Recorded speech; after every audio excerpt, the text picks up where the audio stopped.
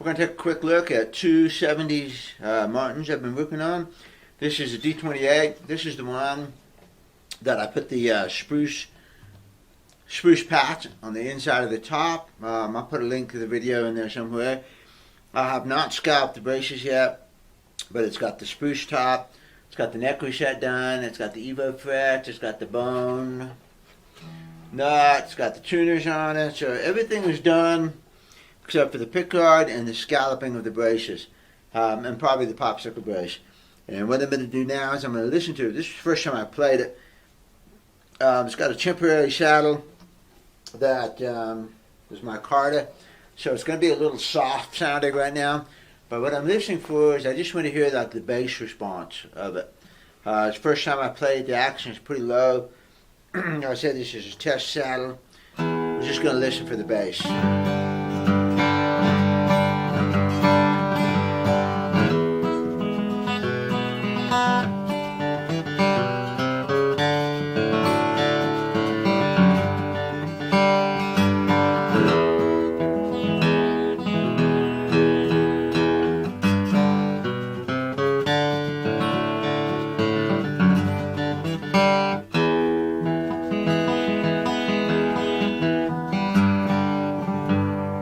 Man, I'm not sure I'm going to, if I scallop it, it's going to be pretty light. It's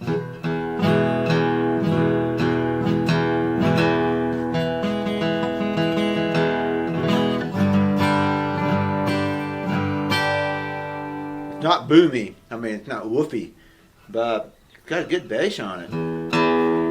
Punchy, you know.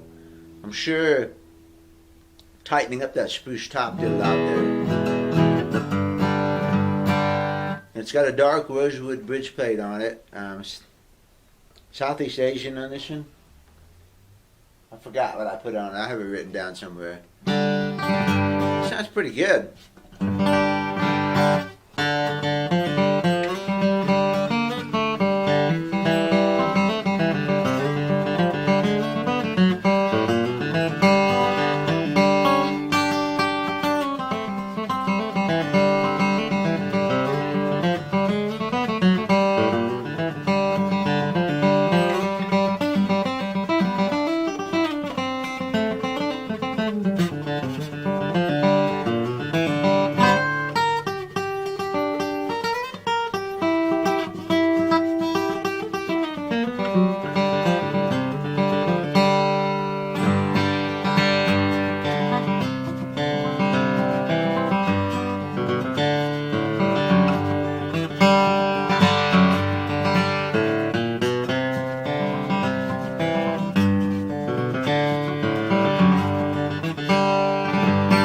It's got such a 50s vibe to it. It's just got that tight, punchy bass on it. Man, it sounds good. I'll probably scallop it just a little bit because it really, I'm going to talk a little too much here, but when you've got X braces right here and you've got a little bit of a weak spot here because the top is weak, it's pretty strong now. You can end up getting a belly right here because the braces don't give with it. And you picture really stiff struts right here and then softness in between and it'll belly right there. Whereas if you weaken the struts a little, then the whole top will flex up just a little bit. And I see just a little bit of distortion right here on the X brace.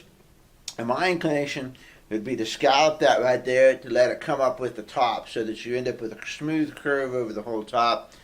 And I think that's what I'm going to do. I don't want to get too bassy. I don't think it's going to get too bassy.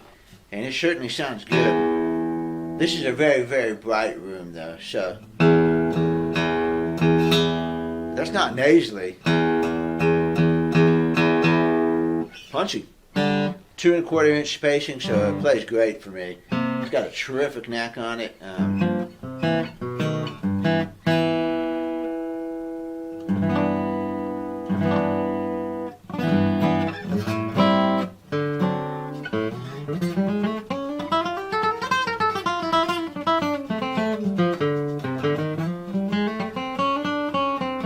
Of course, it plays great because the action's super low on it right now.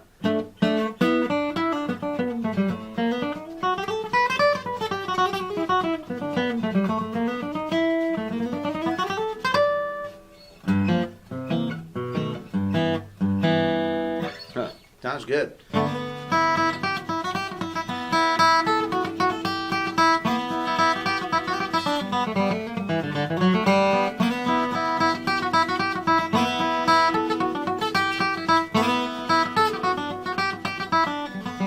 listening to the guitar too much.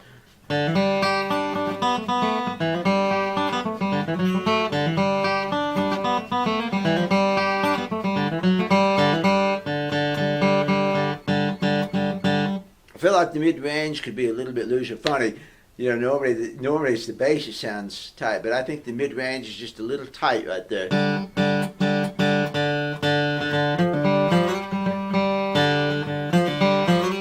Just a smidgen, you know.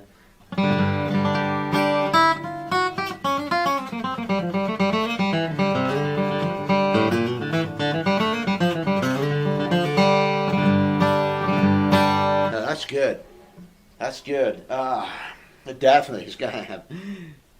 It's gonna sound good, and everything else looks great, man. The neck, got the string spacing really good. Right where I wanted it, with the low E running right straight down the fingerboard, and the trebles coming in just a tiny, tiny bit right there, just the way I want it. It's gonna need to get a pick guard on it. I had to clean all the junk off of it, so it's a little sticky right now. My fingers are sticking, but man, it looks good. Looks good. Feels good. Well, I think we did a good job on fixing it, so I'm going to scallop it just a little bit. Popsicle brush, and I'm going to get a bone saddle in there. Saddle's looking great, and so far everything's running real good with this one. I'm very pleased with this one. Got just a couple more things to do with this one, and then it's going to sit through New Year's Eve, and this one should be ready to go home. Let's get the second guitar out now.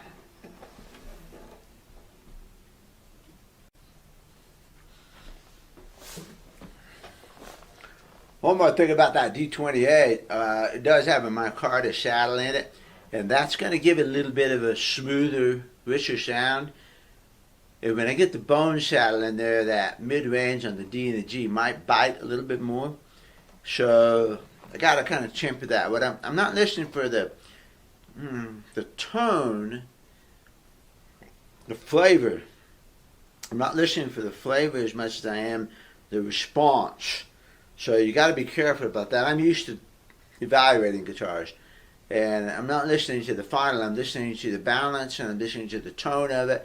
The bass is always going to be there no matter what saddle you have it. The saddle is just a flavor that's in there.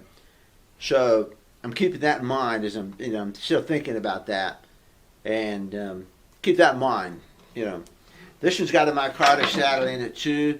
This is a D35 70's, and this is the one that we've been building the bridge on. I just strung it up this morning, really for the first time. Action on this is really low. The saddle is really low, and I'm going to let it sit for a little bit, and we'll get it. We're going to take a look at this one. I played it just a little bit. Those are the pins in there. I'm going to get those pins out of there. Oh, it's a bridge plate. It's a bridge plate. Let's get that out of there. There we go. Get those out. This is fun.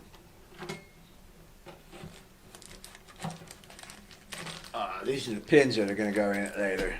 Get those out of there. Yeah. Oh, now those rattles bother you guys. Let's see what this one sounds like.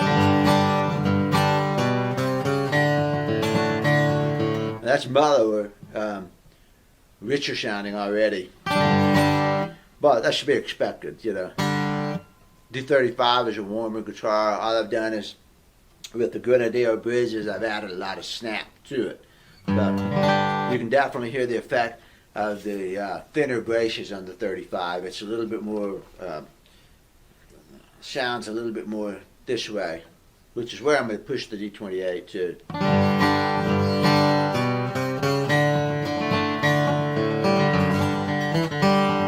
You can hear that difference there. It's richer, deeper.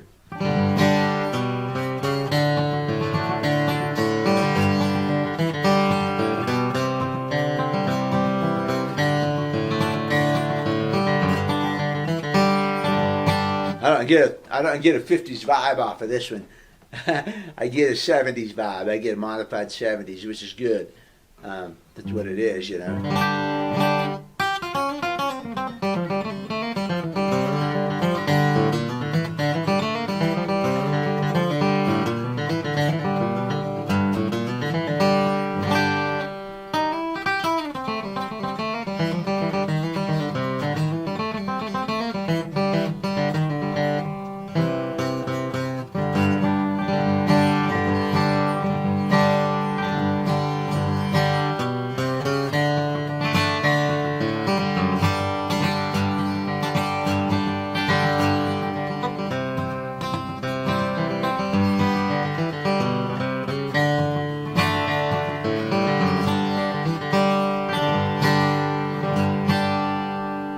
This is good. I'm pleased with this one. Plenty of punch. Let's see.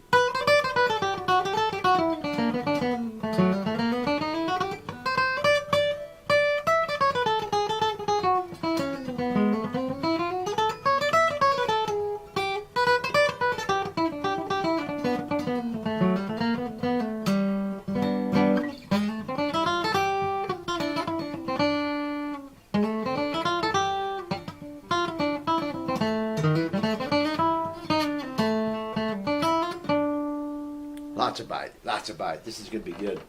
This has got a good neck on it too for a 35. It's got a nice rounded V. It doesn't have the big clubby neck on it. Comfortable.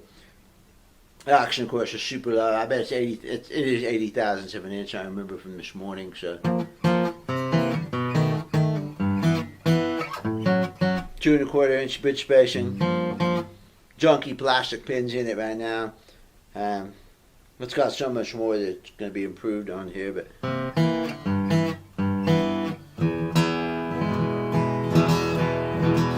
you can hear the deeper bass on this one versus the 28.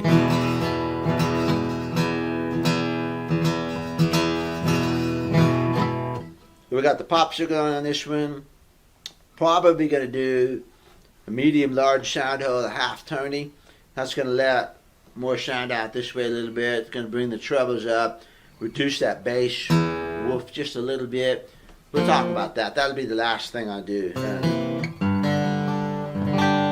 It won't be a bad thing on this guitar, so.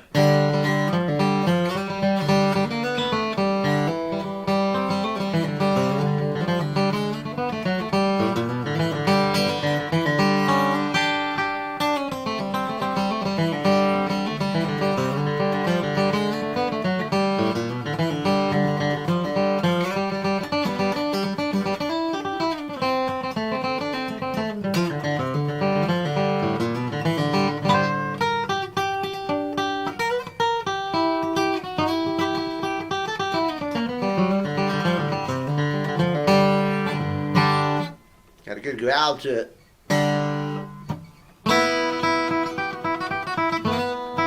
I'm getting a little bit more openness on that.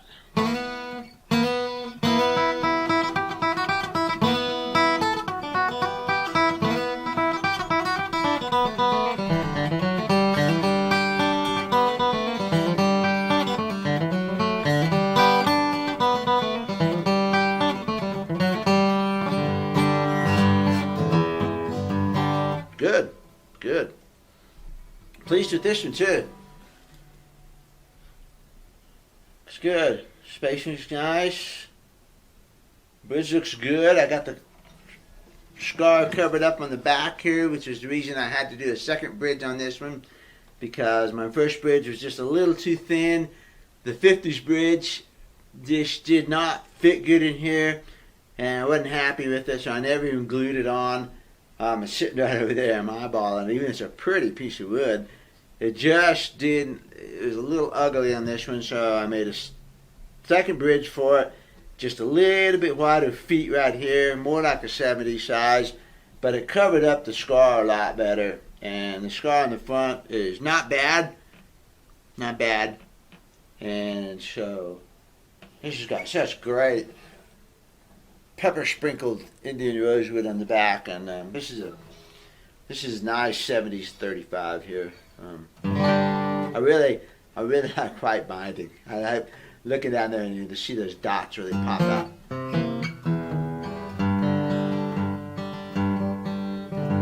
good growl, good bass tone there.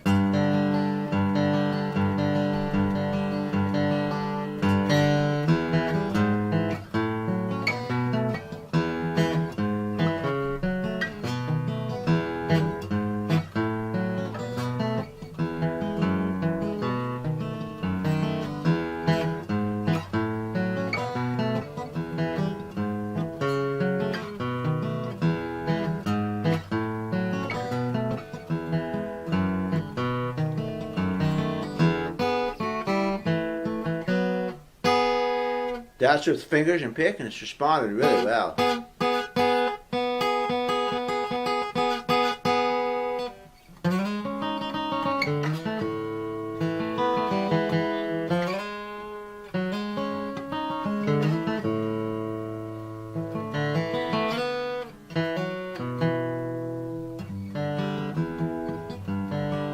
Good.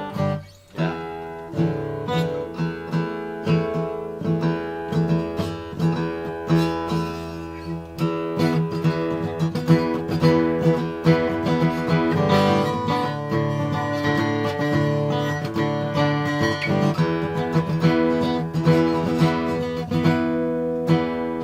I like it.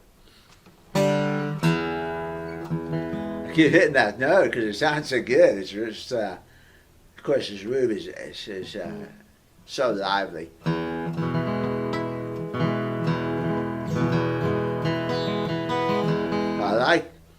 I like the balance I'm getting out of it. Good bass, very controllable bass. I think.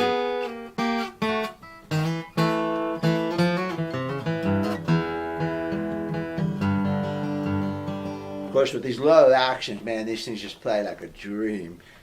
So easy to play, yeah.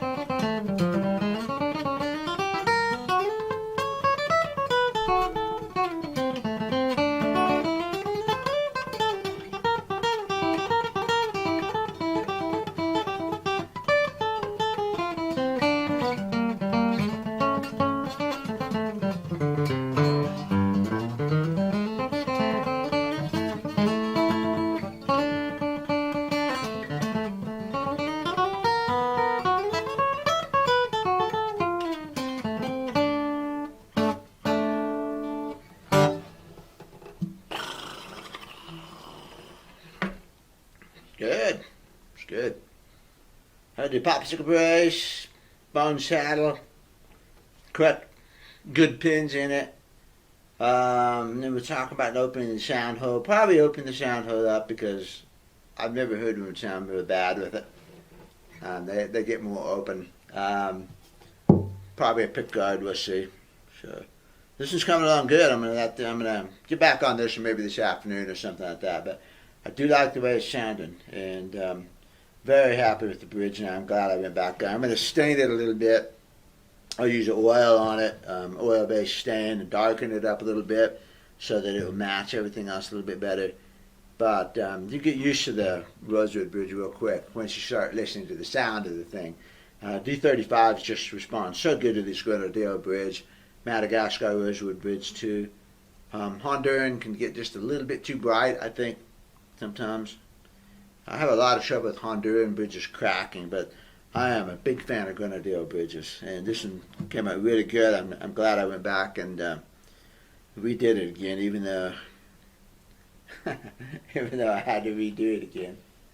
So it's gonna be a good guitar. This is a guitar that he says he's gonna keep forever, and he's gonna pass it on to his kids and whatever. It's worthy candidate. Good guitar. So just a quick video of me listening to how these guitars are going and which direction I'm going to push them a little bit more. I'm comfortable with the way that I'm going to push both of them. And you could stop right now and be perfectly happy, but there's a little bit more left in them, both. So, alright, let's get this one cut and out of here.